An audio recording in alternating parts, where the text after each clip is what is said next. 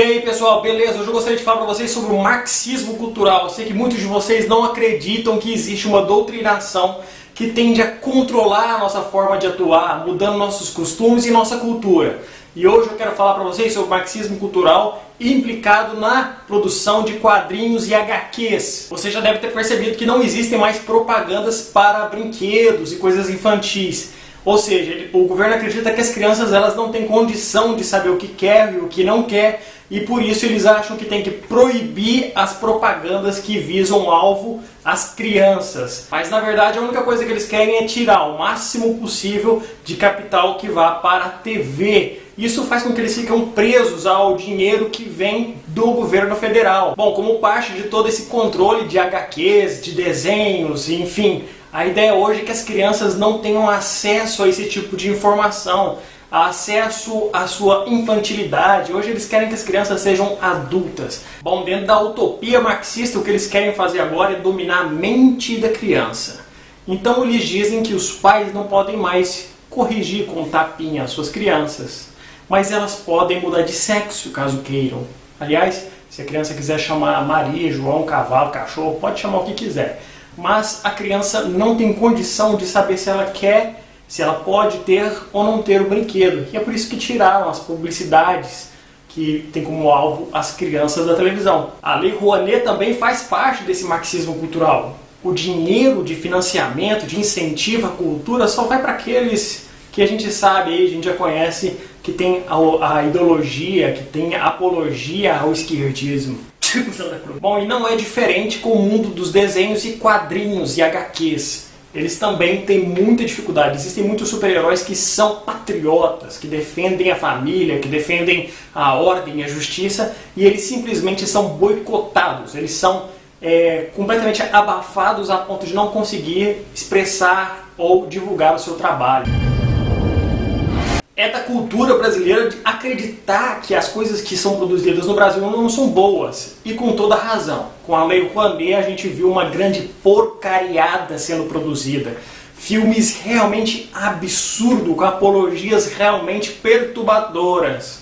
Bom, então eu trouxe para vocês hoje o Lincoln Neri, e antes que alguns de vocês digam que é uma cópia da Marvel, que é a cópia da Comic não sei o quê, bom, saiba que em 1906 foi criado provavelmente o primeiro super-herói brasileiro, Oscar. Oscar montava em pássaros gigantes e viajava em cometas. Oscar tinha um anel de poder. Oscar provavelmente foi o primeiro super-herói do mundo.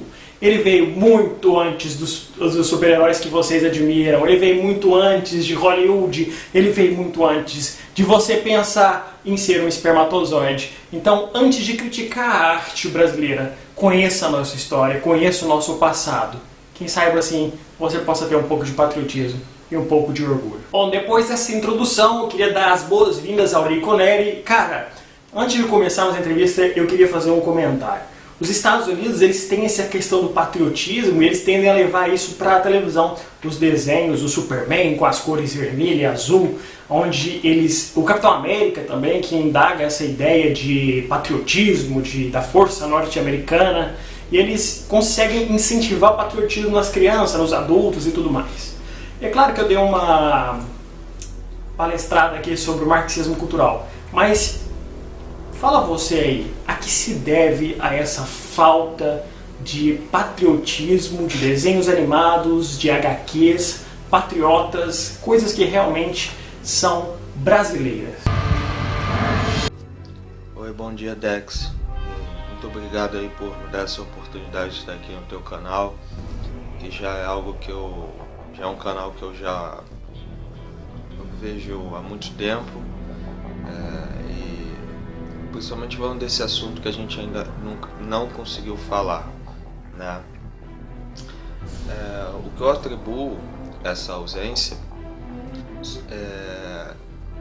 pelo mesma coisa que o professor Olavo de Carvalho fala, o Mário Filósofo, Nando Moura, que é o marxismo cultural, certo?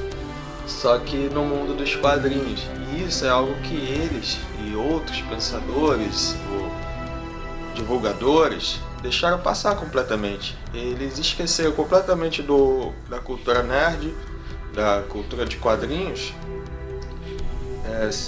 Pensaram muito na mídia, na TV, nos livros, e esqueceram disso.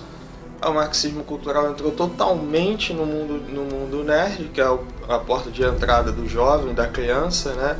E hoje você tem o Príncipe Oscar do Gustavo Barroso, que já tinha um anel mágico, né? Que já, né, tinha tudo do super-herói, criado em 1906, mais de 30 anos antes do Fantasma, né? Que seria o mais próximo do primeiro americano, mais ainda do Superman, que é de 38, né? O Oscar é de 1906, da revista Tico Tico. Não é falado em lugar nenhum, não é nem colocado em livro. Agora é que a gente está redescobrindo o Oscar do Gustavo Barroso, né? Então você tinha personagens famosos como o Jerônimo, o Herói do Sertão, que o Edmundo Rodrigues desenhava ali nos anos 50, 60. Que teve radionovela, que teve quadrinho, chegou a ter uma novela no SBT, também não existe. Tinha o Raio Negro do Gedeone, que era da JEP, uma editora minúscula. E o Raio Negro, ele era mais caro que a revista da Ebal, que era a grande editora da época, né, ali dos anos 60, e que republicava DC Comics, o Batman, o Superman. E o Raio Negro era mais caro que a revista da Ebal, e mesmo assim ele vendia mais. E não existe, não é famoso, não tem importância. Então, e se você for pegar as pessoas que trabalham no meio dos quadrinhos, no meio da cultura pop, meio nerd, e que tem os grandes sites, que tem as coisas de maior sucesso, se você vê, elas são de esquerda, entendeu? Eu não quero chegar e brigar com esses caras agora, mas isso é verdade. Então eles falam que isso daí é estrangeirismo. Mas, cara, se a gente tinha um herói em 1906, como que a gente que está copiando os outros? Tô certo ou tô errado? Então, eu tenho quase certeza que isso é o marxismo cultural no mundo nerd, no mundo dos quadrinhos.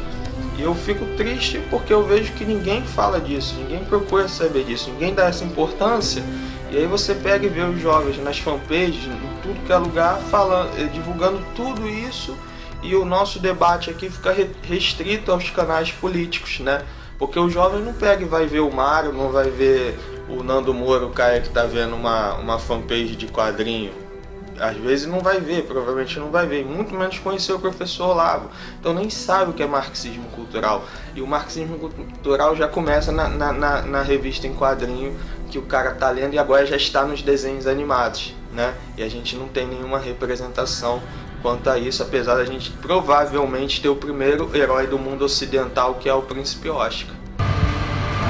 Lincoln, você criou o Joe Ventania, um super-herói brasileiro, ele aí que era um ex-militar e morreu, pelo que eu entendi, e volta do mundo dos mortos através de toda uma coisa mística, né? E ele volta aí para como que redimir, ele vem em busca de redenção. Bom, é inevitável a comparação, você deve estar cansado de ouvir isso, mas aqui você terá a oportunidade de falar o seu ponto de vista sobre a similaridade em que tem Joe Ventania e Batman. Vamos colocar nos mitos, tá?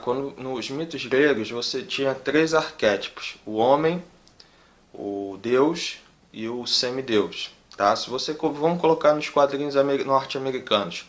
Se você jogar esses mitos que já eram super-heróis, se você vê bem, né, eles já tinham todas as características, você joga nos quadrinhos americanos, você tem os 3 mitos, que é o Batman, o homem, o Superman, que é o deus, e o Homem-Aranha, que é o semideus. Então, a partir de que você tem esses 3 mitos, por que eles se tornam os mitos principais, esses 3? Porque são os que mais vendem, os mais populares no mundo, né? O Batman e o Superman, nos anos 90, eles já eram muito mais famosos que a Madonna e o Michael Jackson no auge, tá? Então você pega os 3 mitos, e desses 3 mitos, qualquer coisa que você fizer vai lembrar um desses personagens, tá? Então, por exemplo, o Batman, no caso. O Batman, ele é uma mistura de vários personagens que existiram antes dele. Do Zorro, do Fantasma, de um livro chamado The Bat, do Drácula, mas mesmo assim ninguém fala isso. Inclusive tinha até um personagem chamado Black Bat, idêntico ao Batman, mas esquecido, porque o Batman é o grande cara, né? Então vou dar um outro exemplo aqui para ficar bem atual. O Deadpool. O Deadpool, se eu tivesse criado o Deadpool, eles iam falar que é uma cópia do Homem-Aranha. Ah, cara, esse cara aí tá copiando o Homem-Aranha. Só que aí, em vez dele ser picado por aranha, sei lá, ele é de um programa do governo.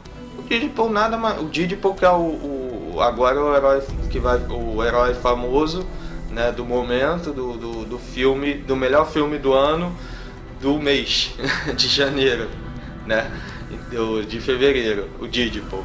Então assim, o Deadpool, você vai pegar o arquétipo do Homem-Aranha, que é aquele personagem que é o semideus. Ele não é tão forte, ele é engraçadinho, né?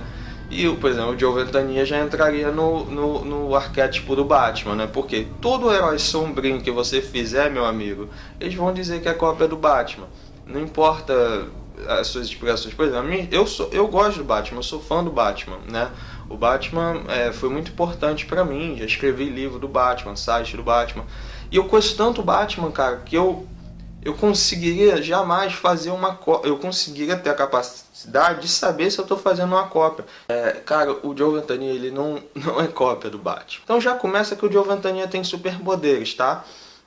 A partir do momento que ele tem superpoderes, que é o fator de cura, ele tem uma força sobre-humana, ele tem origens místicas, já não é o aspecto do Batman. O Batman é um cara sem poderes, é um cara tentando salvar a cidade. O problema do Joe Ventania não é esse. O Joe Ventania sabe que não tem como salvar a cidade, porque toda a sociedade em que ele vive está degradada.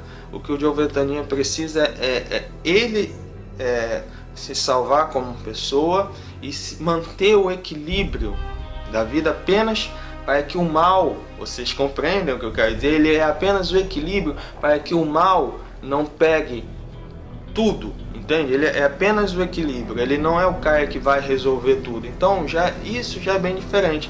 Ele não é super rico, ele é um ex-militar aposentado, ele vive de pensão. Então é um cara que não tem carro, às vezes ele anda de ônibus, né?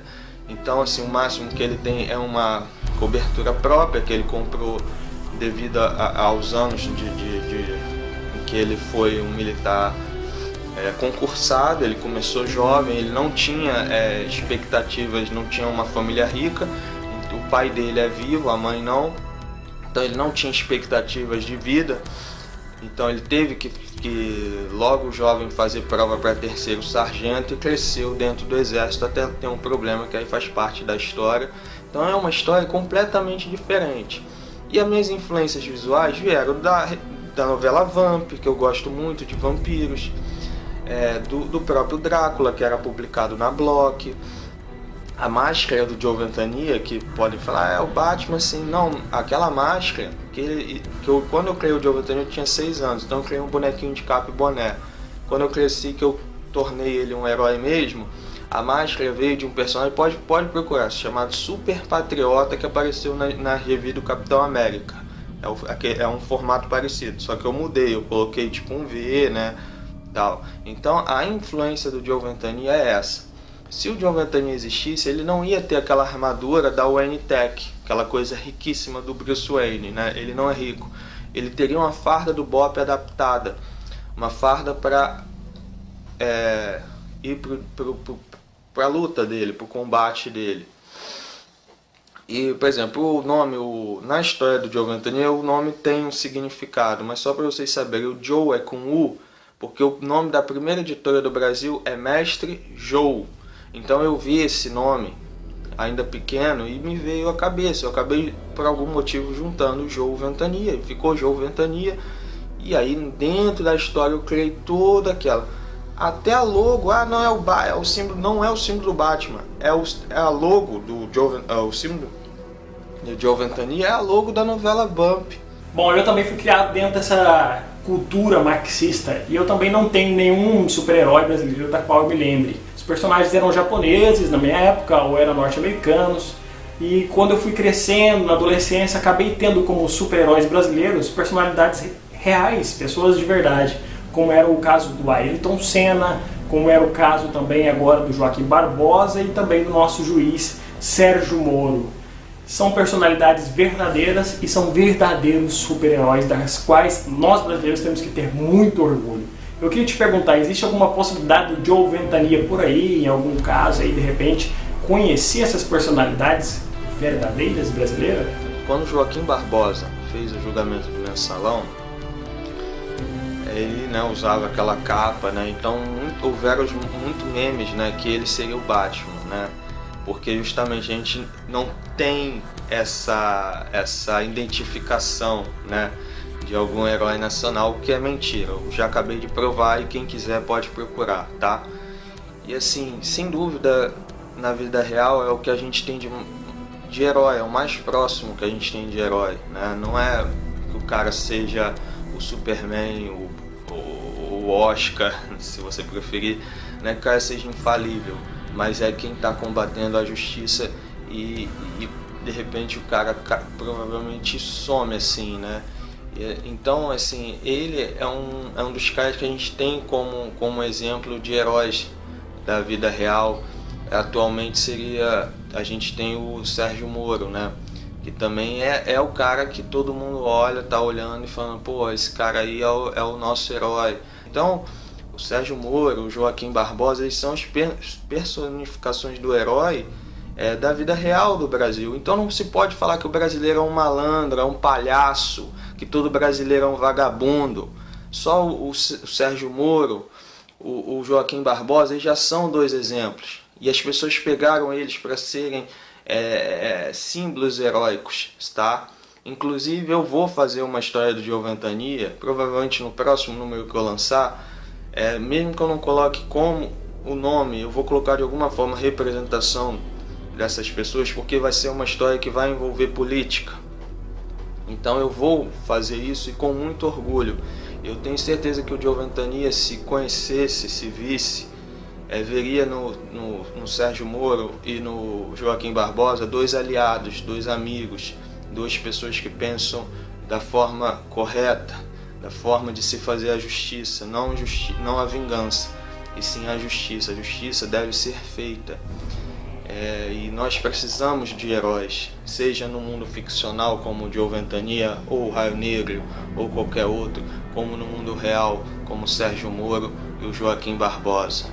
Falou? Valeu, gente. Um abraço. Obrigado aí, Dex. Bom, pessoal, com isso nós ficamos aqui. Eu espero que vocês tenham aprendido um pouco sobre essa cultura marxista e também dar um pouco mais de valor, né, no que refere-se à produção brasileira. Temos muita coisa boa, temos coisa boa pra caramba para exportar.